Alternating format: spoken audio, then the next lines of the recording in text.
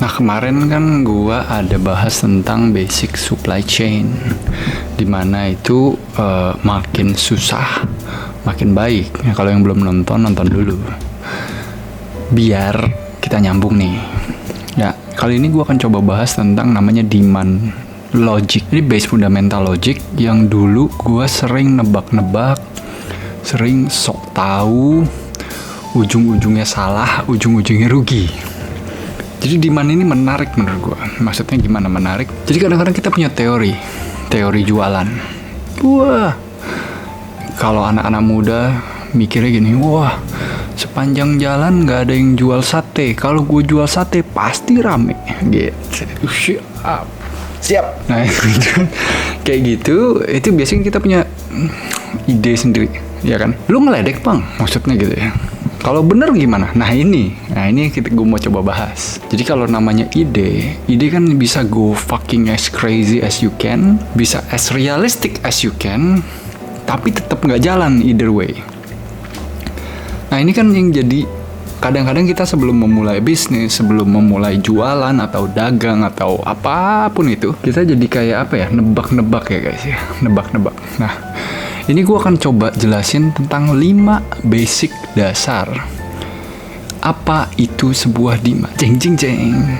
Jangan lupa subscribe, like. Nah, kalau dari basicnya sebenarnya gue ambil patokannya itu Maslow hierarchy. Maslow hierarchy itu apa maksudnya? Maslow hierarchy itu kalau kalian pernah kuliah, mungkin pernah dengar tentang piramida kebutuhan. Gambarnya kayak gini. Nah, kalau udah ngerti, kita lanjut. Sebenarnya, kalau secara demand, gua ini personally yang udah gua tested dan udah proven, itu ada 5 aja basicnya. Kalau Maslow hierarchy kan ada berapa tuh? 5 juga, ya ini gue juga 5 juga gitu ya.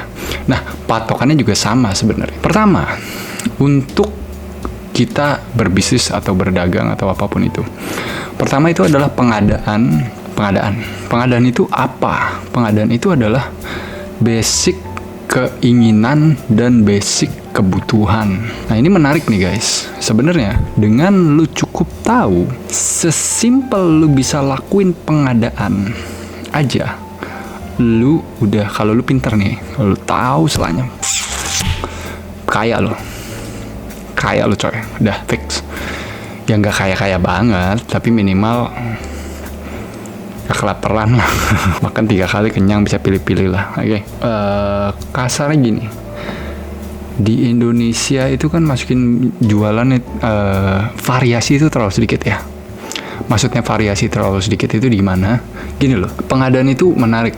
Ini segmen yang menurut gua gak habis-habis bisa dibahas. Oke. Karena by video ini dibuat, Indonesia itu masih kategorinya close market. Maksudnya di sini close market apa?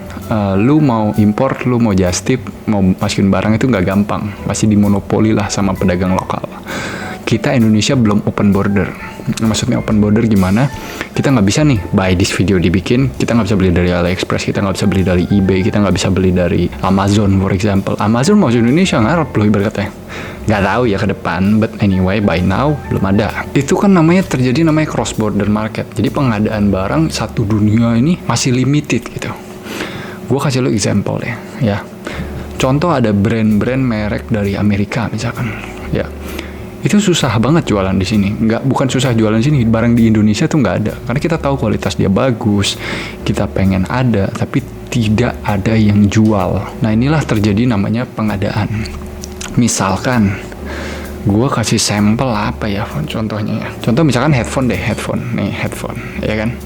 Nah, kemarin gue lagi cari-cari headphone nih guys. Oke, misalkan.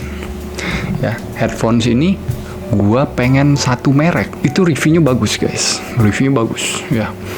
Terus gua cari di market Indo, nggak ada yang jual, gitu loh. Merek itu tidak exist di Indonesia. Nah jadi kemarin gua nyari apa gitu, mereknya aneh-aneh lah, Bauer Wilkin, kalau Bauer Wilkin apa gitu, ada sih itu di situ, tapi ada beberapa series tuh nggak exist. Di sana ada namanya potensi kita untuk untung, oke. Maksudnya potensi untung karena ada kebutuhan, ada keinginan, tapi nggak ada yang bisa provide. Itu kita namanya supply. ya. Itu kan namanya demand juga tuh, demand. Gue kepengen, gak punya. Aduh, gimana nih gitu, ya kan? Contoh terakhir deh. Anggaplah gue hobinya snowboarding. Keren kali kan, babang. Keren kali. Gue mau beli sepatu sama papan snowboard di Indonesia. Bisa beli nggak? Cari deh online, cari deh toko, ya kan? Nggak ada yang jual guys gitu loh. Maksudnya gimana? Itu kagak ada yang jual gitu. Lu mau beli di mana? Di Indonesia nggak ada salju, gimana lu jualnya gitu loh? Siapa yang beli? Tapi kalau lu berani take resiko, misalnya lu beli dari Cina 2 biji gitu ya, atau lu beli dari Singapura gitu 2 biji gitu, lu beli 10 juta, lu jual aja 15 juta. Terjadi namanya pengadaan tuh. Nah, pengadaan itu yang menjadi apa ya? Ada keinginan, ada kebutuhan orang, tapi nggak ada supply-nya. Di saat lu masuk, disitulah lu bisa isi. Kita ambil example lain. For example adalah, anggaplah kita manusia jualan zaman purba. Oke, itu sampelnya terlalu sulit. Kita paling balik basic lah. Basic itu kita anggaplah semua manusia itu jalan kaki nyeker. Ya, nggak pakai sepatu, nggak pakai sendal, nggak ada apa-apa. Di luar negeri itu semua udah ada tuh, orang udah pakai sendal, udah pakai sepatu. Oke. Nah, lu sebagai orang yang engah, lu masukin namanya tuh sepatu. Wah, dan lu orang pertama yang masukin. Mampus tuh. Kenyang perut lu boy gitu. Lu orang pertama yang masukin sepatu gitu. Gak ada merek ya, yang penting bentuknya sepatu. It cover your foot ya. Itu ada kebutuhan, betul, satu centang karena kaki lu berdarah.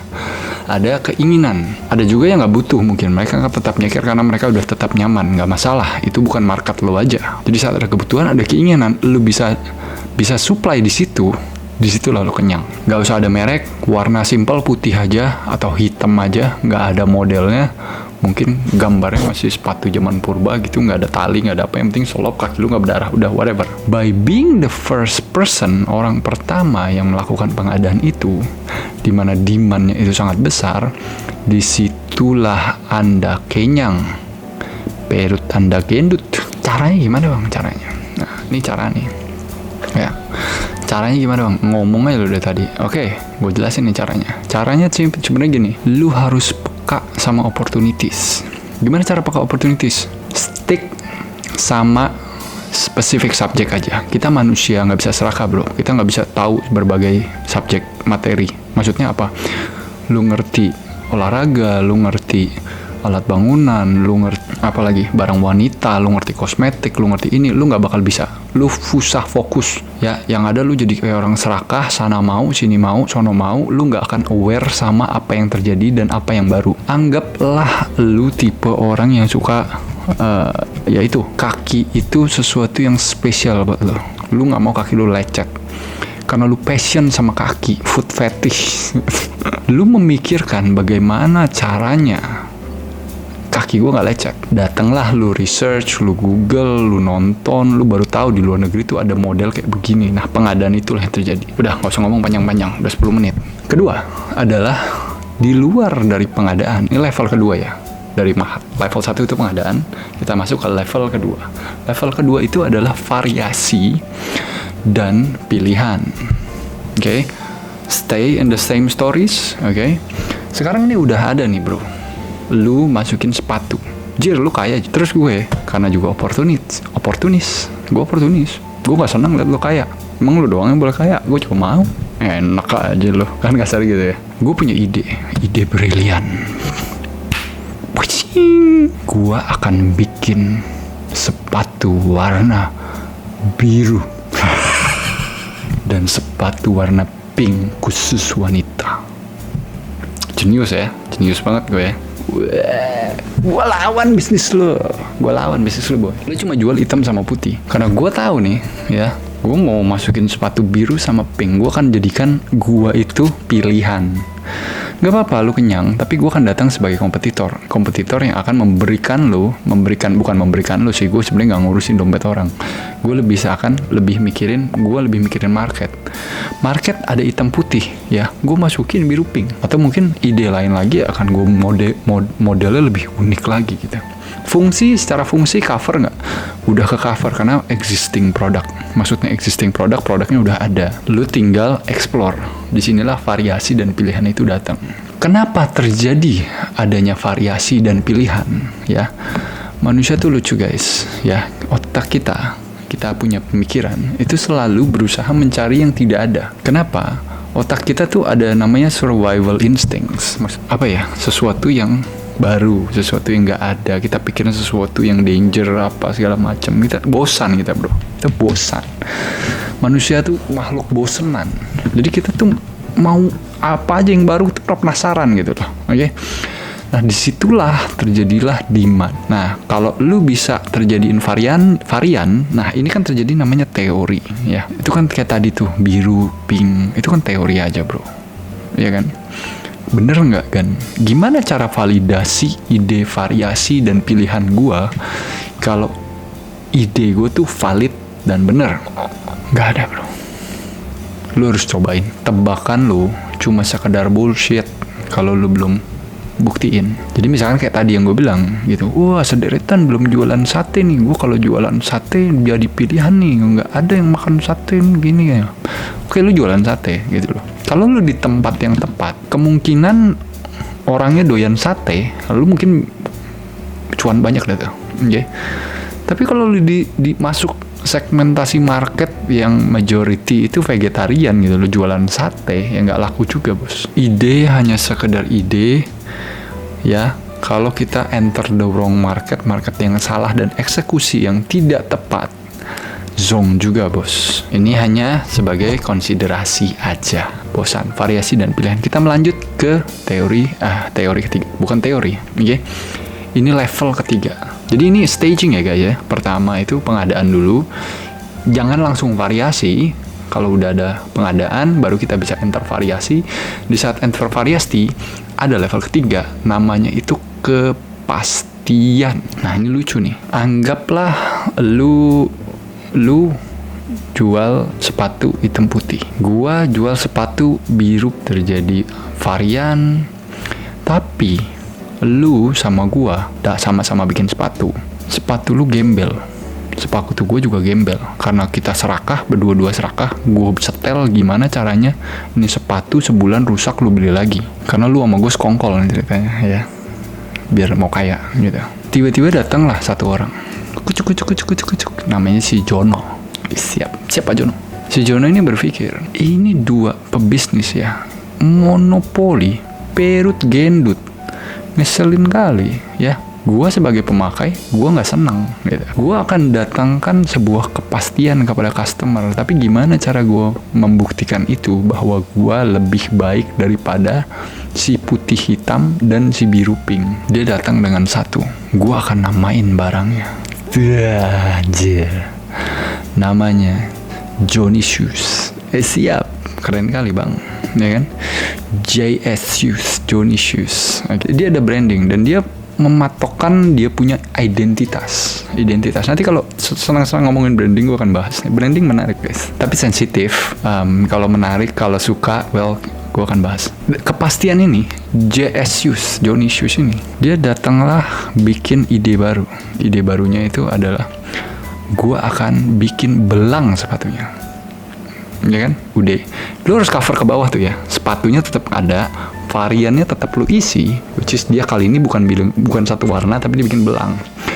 Gue bikin hitam putih, biru hitam, sama pink putih.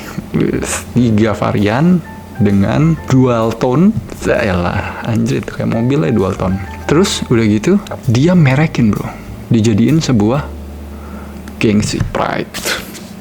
Sepatu JS gila, keren mahal. Nggak mahal sih ya, mungkin standar lah ya. Mungkin dia orang jual sepatu nggak ada merek itu 80.000, karena nih si JS ini ada merek, harus tambah biaya nempelin merek. Terus sama ada namanya dia dual tone, jahitannya lebih banyak, modal lebih mahal. Dengan status market yang pertama tadi, yang udah beli sepatu hitam putih dia kecewa, dia beli hitam pink kecewa lagi gitu kan, hitam pink biru ya kan, kecewa. Tapi tetap ada die hard fans, tetap ada, tapi ada beberapa tuh kecewa gitu. Nah salah satunya kan si Johnny ini yang mau balas dendam ya. Dia kan berasa, wah gue kayaknya ditipu nih bro gitu. gue harus nggak suka gue sama, tapi gue nggak punya pilihan. What can I do gitu, gue nggak bisa apa-apa. Ya udahlah, gue tetap pakai. Datanglah si Joni yang super brilian, super nekat, super modal, super gila, super YOLO. Nah, dia datanglah gitu.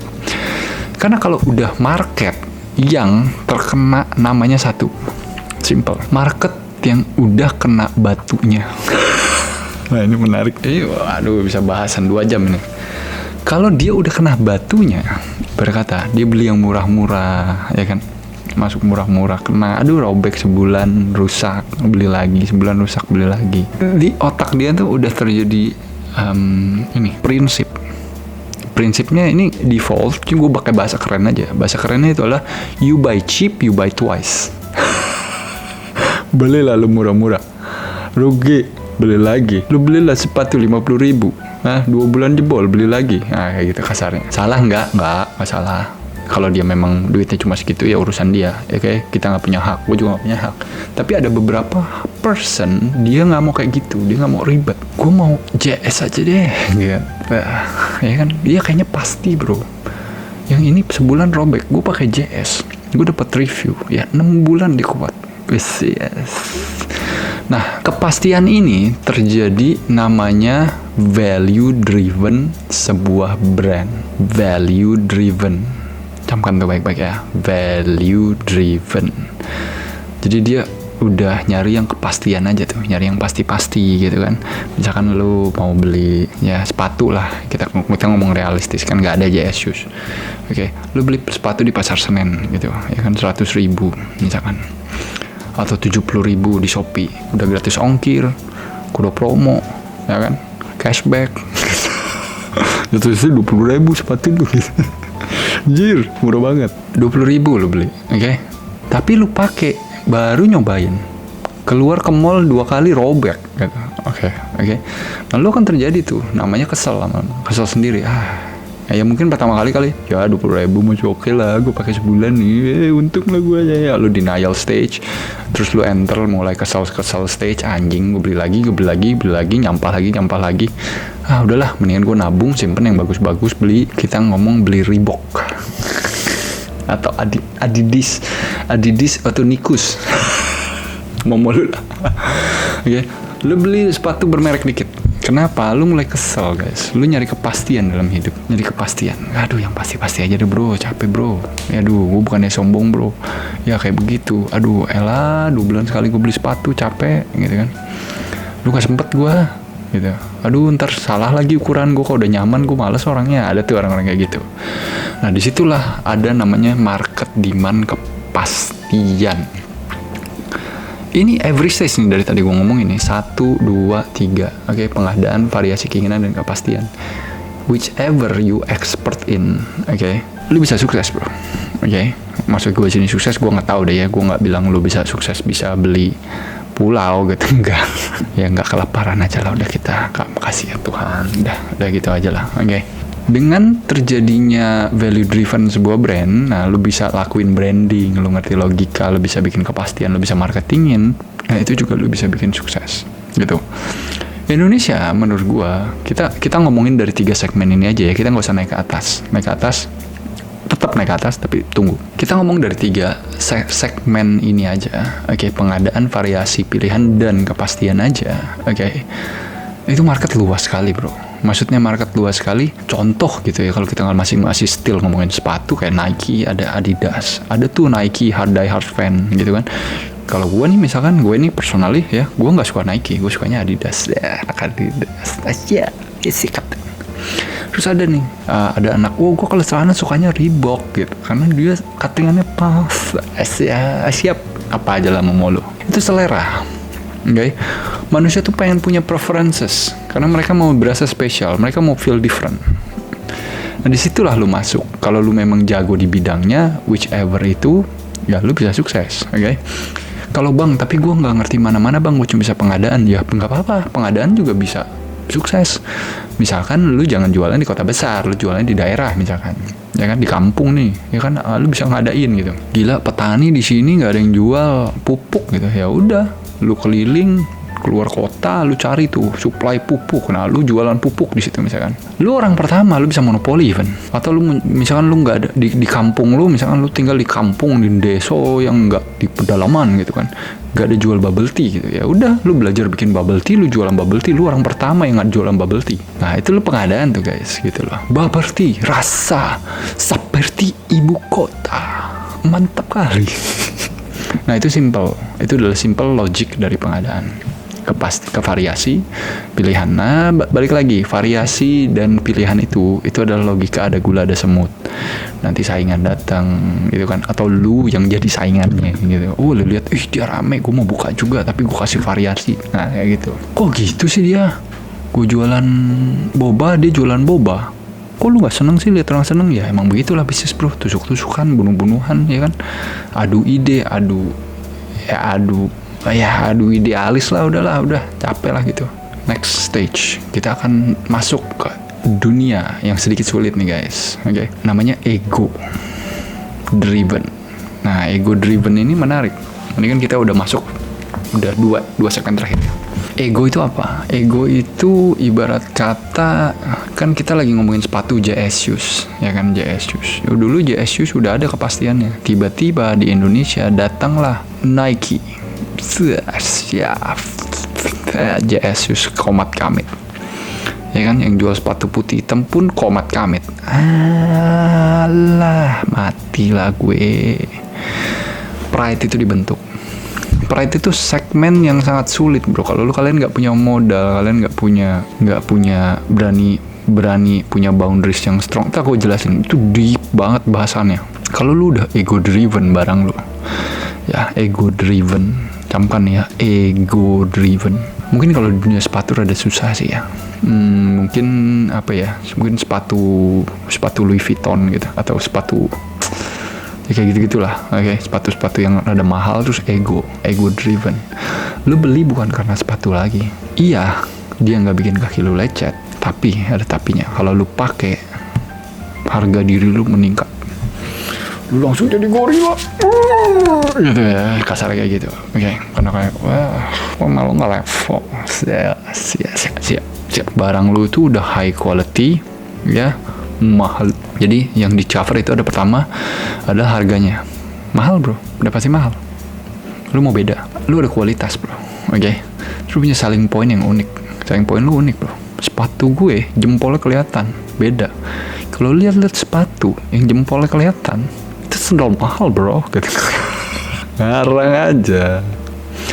Misalkan suatu hari terjadilah tren kayak gitu, gue juga nggak tahu. Bisa jadi, bisa enggak, lu nggak ada yang tahu. Terus udah terjadi selling point yang unik, lu bisa cover namanya kepuasan hati. Kepuasan hati itu orang bisa mau bayar bro.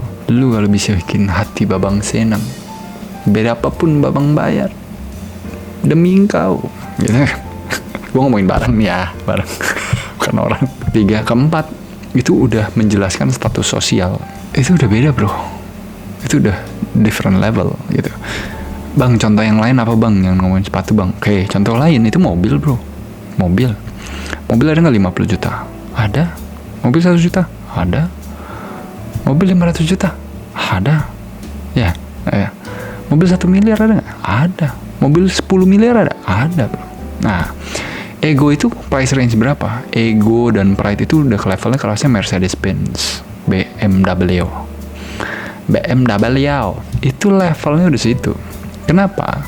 Sama-sama mobil, sama-sama nggak kehujanan gitu loh. Tapi lu duduk, lu turun dari situ, pride lu udah beda. Lu udah mendiferensiatkan, membedakan dirimu dari yang naik Avanza. Baru sama-sama aja. Karena ya, again, balik lagi, kita manusia itu driven by sosial. Pengakuan sosial, kualitas, harga, ada barang, ada uang, ada barang. Nah itu sangat-sangat mempengaruhi. Kalau lu bilang, oh gue nggak gitu bang, iyalah, selalu lah. Gitu.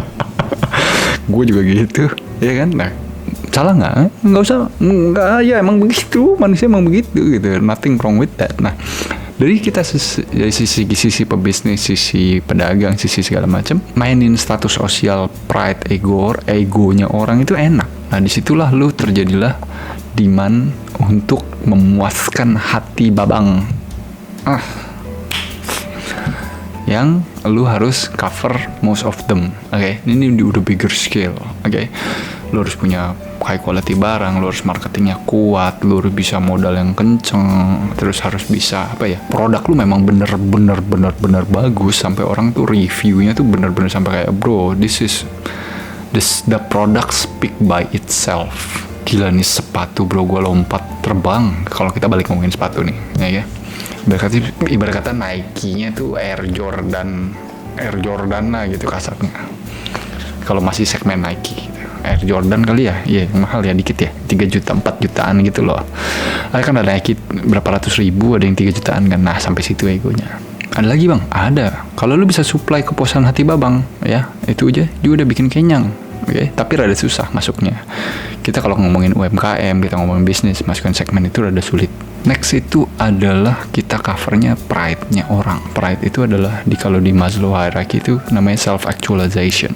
Di sini itu udah ngomonginnya bukan status sosial lagi ya, udah ngomongin udah harga diri, bro.